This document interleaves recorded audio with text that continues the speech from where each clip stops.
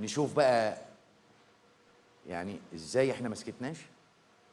اذا كانوا هم بيعملوا عشان 50 سنه احنا بنعمل ايه؟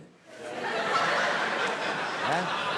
نشوف بقى التاتش والافتكاسات بتاعتنا، نشوفها.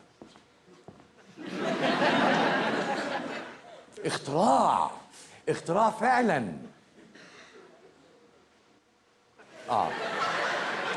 هما بيعملوا صواريخ تطلع الفضاء، احنا بنعمل بس يا دوبك البلكونه اللي فوق التاكسي. ده عبقريه.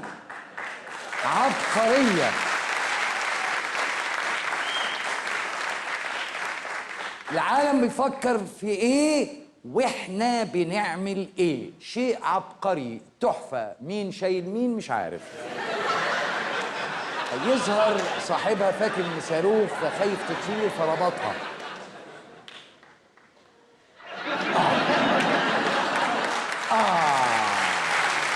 لا لا لا لا لا، ما تقوليش عامل لي قطر طويل عريض يتكلف كام عشان يركب عربيات.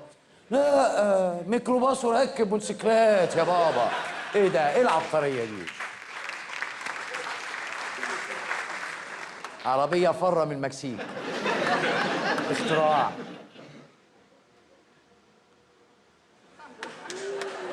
اول مره اشوف حمار بيمون عشان البنزين.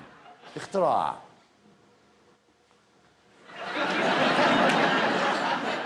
ده بقى اختراع من نوع تاني.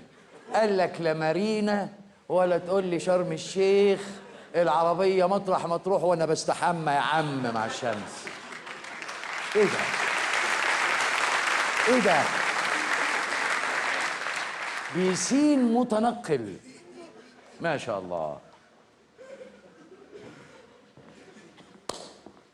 على فكرة احنا مش بنتريق، احنا بنشوف العالم بيفكر في ايه واحنا ما زلنا طموحنا فين.